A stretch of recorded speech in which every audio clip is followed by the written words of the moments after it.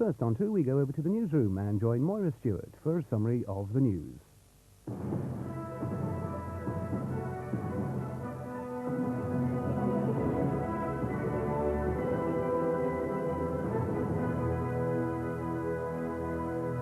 Tonight's headlines: the biggest teachers' union has voted to boycott tests for 7-year-olds in England and Wales. Members of the National Union of Teachers ignored advice from their leadership and voted for the ban. The leaders of the African National Congress and Inkatha are trying to end the fighting between their supporters. And the firefighters in Kuwait fail again and again to put out a burning oil well.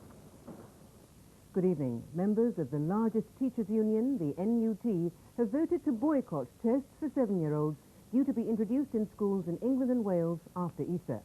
Delegates at the annual conference in Scarborough took the decision against the advice of their leaders. Labour's education spokesman Jack Straw called the move indefensible, and the Department of Education has warned that teachers who refuse to carry out the tests would be breaking the law. The testing of primary school children, already underway in Scotland and about to start elsewhere, has caused deep anger and frustration amongst teachers. They believe the tests, known as Standard Assessment Tasks, or SATs, will disrupt normal teaching throughout the first half of next term and will be of no educational value. The union leadership also opposes the tests, but believes a boycott would be a mistake. But others said the leadership was out of touch with feelings in schools. They find NUT members cheering along the parents and the teachers in Scotland, thousands of whom are successfully boycotting tests. This union has a responsibility to defend teachers who want to make that choice, who want to say no to SATs. The call for a boycott was carried by a 4-3 majority. The leadership will now campaign to win support for action from all teachers and from parents. In many ways, parents should welcome the fact that the tests aren't going to go ahead, because by not doing the tests, then teachers will be able to get on with the job of teaching, and that's much more productive for the pupils than administering these tests. Despite this vote, disruption may not be widespread. There'll almost certainly have to be a national ballot of union members, and they may be unwilling to take action which, unlike in Scotland, would almost certainly be illegal. Police in Northern Ireland are still questioning several men following the murder of 2 teenage girls and a man last Thursday at a mobile shop in Craigavon. They're also asking them about the killing of 4 Catholics earlier this month at a pub in Kappa, County Tyrone. It's thought that 4 men are being questioned at Gough Barracks in Armagh after being arrested in a series of police raids late last night. The RUC has given no further details other than confirming it is in connection with Thursday's brutal murders of 2 teenage girls and a 29-year-old man. Police believe the mobile shop killings were the work of a loyalist gang responsible for a number of atrocities over the past 15 months.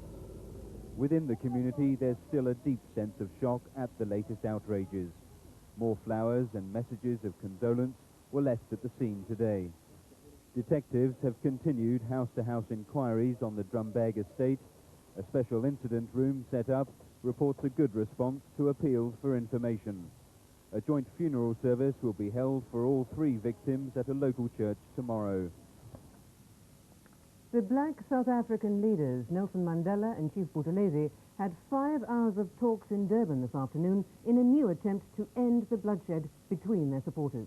Both said they were committed to the peace agreement they reached 2 months ago, but since then over 200 people have died in continuing township violence. Nelson Mandela and his political rival Chief Buthelezi all smiled, but with little to smile about. 2 months after their historic reunion, their joint appeal then for peace between their warring supporters has been all but ignored.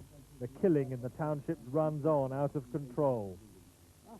Both leaders agree failure to establish peace threatens the whole process of replacing white rule in South Africa with a non-racial democracy.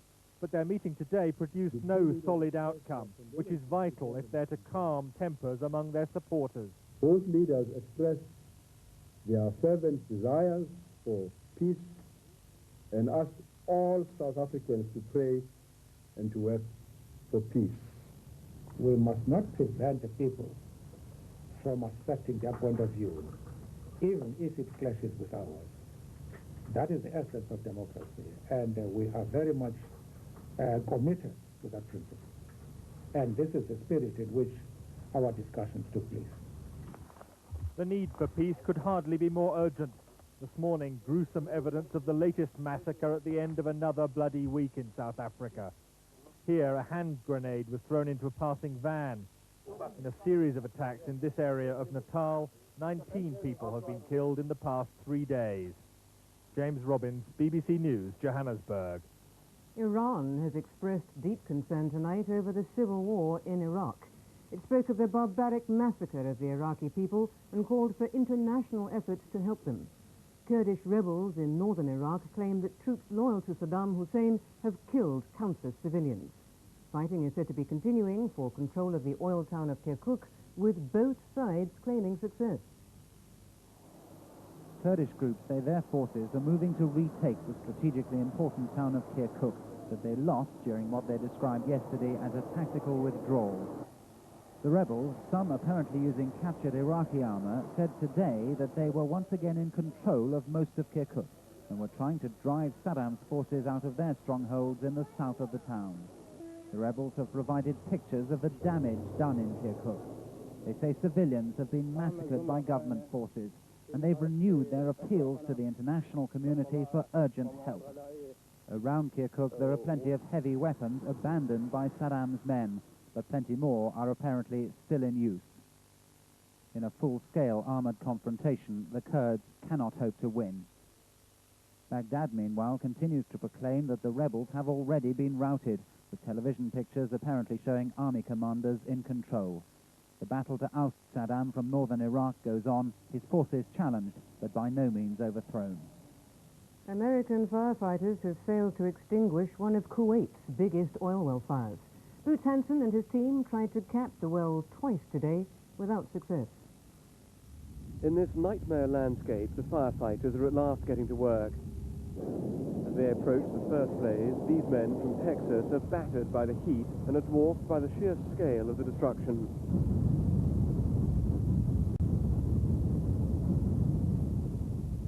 Their first task as they tackle this mesmerizing scene is to pull away the fence around the wellhead. That's to clear the approach for the huge, extraordinary machine which they hope will extinguish the blaze. It's a bulldozer cobbled together with a crane, on the end of which hangs a metal cylinder designed to channel the blaze and simultaneously douse it with water. In command is Boots Hanson, a man apparently immune to the heat. He hopes his method will prove successful enough to be repeated right across Kuwait. It certainly begins well. The machine inches forward, Boots in control, sheltering behind a corrugated iron screen. At this stage, it looks as though it'll work.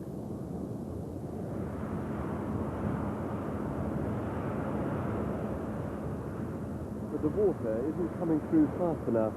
The fire continues. The operation fails. Yeah, quick, let's get out of here.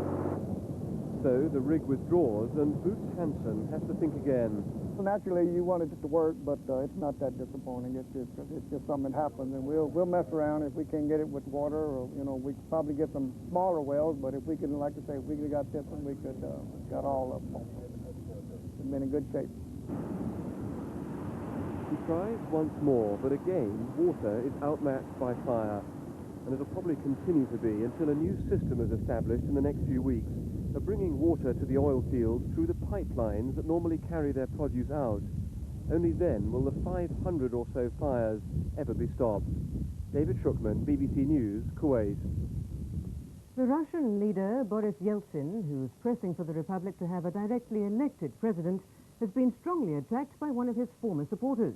At a meeting of the Russian parliament, Vladimir Isakov accused Mr. Yeltsin of trying to get unlimited power for himself. And Mr. Isakov was heckled by other deputies when he said that Mr. Yeltsin had refused to take responsibility for Russia's economic crisis. But the deputies stopped short of calling for a vote of no confidence in Mr. Yeltsin. Now, news of the day's sport. Here's Rob Bonnet. The First Division lead has changed hands once again thanks to an outstanding performance by struggling Queen's Park Rangers at Liverpool. Rangers scored a convincing 3-1 win with a Les Ferdinand goal, putting them on their way. It was his 7th in 7 games. Alan Smith, meanwhile, put Arsenal back on top with both of his side's goals at Derby. David Rush scored for Sunderland against Crystal Palace for another surprise defeat of a leading club, and Manchester United defender Steve Bruce took his season's goal total to 16 with 2 at Norwich. So Arsenal are back at the top with a 2-point lead over Liverpool, who are 5 points clear of Crystal Palace. Leeds' 2-1 win at Chelsea keeps them ahead of Manchester United. Wimbledon beat Nottingham Forest 3-1. At the foot of the table, Derby's position is more hopeless than before, but Luton were the only other club near the bottom to lose, 2-1 at Sheffield United. Southampton, Coventry and Aston Villa all drew. In Scotland, a Gary Stevens goal decided Rangers' match at Dunfermline, but a Hans Hillhouse hat-trick helped Aberdeen to a more emphatic result at Hibernian.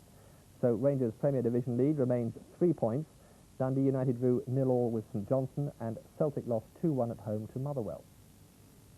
St Helens have caused a major upset by beating Widnes to reach Rugby League's Silk Cut Challenge Cup final.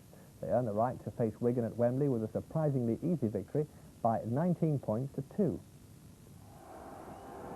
Jonathan Davis in outstanding form, but getting an early indication that this wasn't to be his or Widnes' day. His young supporters certainly seem to sense it. By contrast, Paul Loughlin's kicking was without blemish, giving St Helens an early lead. Davis enjoyed a brief change in fortune to equalise in a tight first half. But it was to be another Welshman, Jonathan Griffiths, who took the day's honours. A former colleague of Davis of Llanelli, Griffiths set up and scored the game's opening try, taking man's pass and accelerating clear of the defence.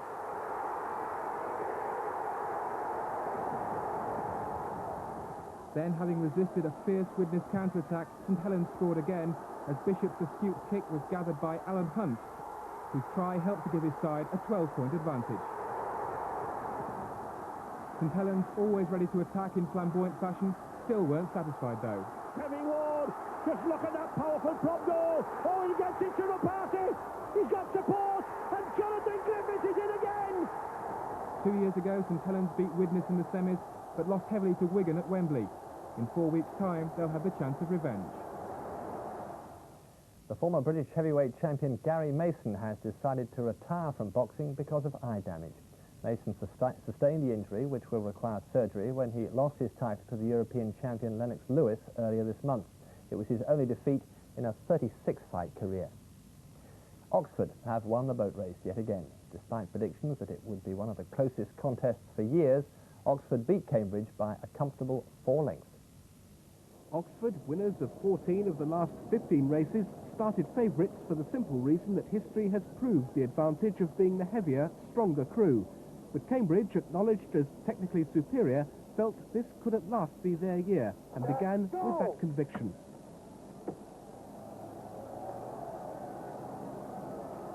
At the first bend, they were a length up and threatening an upset. But Oxford, with the experienced Rupert Opolter at stroke, were already fighting back, their superior strength putting them a length clear as they passed Hammersmith Bridge. Cambridge, the effort of trying to keep pace etched deeper in their faces with every stroke, were already beaten. At the finish, Oxford again were comfortable winners, the elation of victory conquering fatigue. But for Cambridge, for the 15th time in 16 years, the physical pain graphically magnified by the agony of defeat. And that's all from the newsroom on BBC Two. Tonight's main news on BBC One is at 9 o'clock.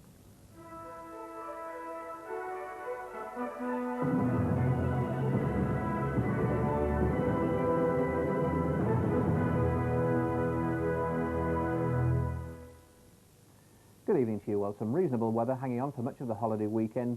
But on Monday we will see some rain pushing southwards across the country. It'll take until the evening probably before that rain reaches the extreme south of England. Let's take a look at the weather charts there. We've got high pressure ruling the roost at the moment. It's weakening these weather fronts as they come in off the Atlantic. One batch of rain to cross Scotland tonight, another batch of rain reaching northwest Scotland later in the day tomorrow. So some rain already into the Hebrides, that rain crossing Scotland, but the heaviest rain likely to persist in the far northwest, with some clearer intervals developing once again to the southeast of higher ground. Down in the south, a much milder night than recently, but it could turn foggy once more before the morning. Temperatures generally tonight staying at between 4 and 7 degrees, and compare that last night with -3 down at Stansted. Well, tomorrow some rather dull weather to start the day, but some sunshine in the extreme south. Still some patchy rain and drizzle down western coast and some persistent rain up in the north of Scotland.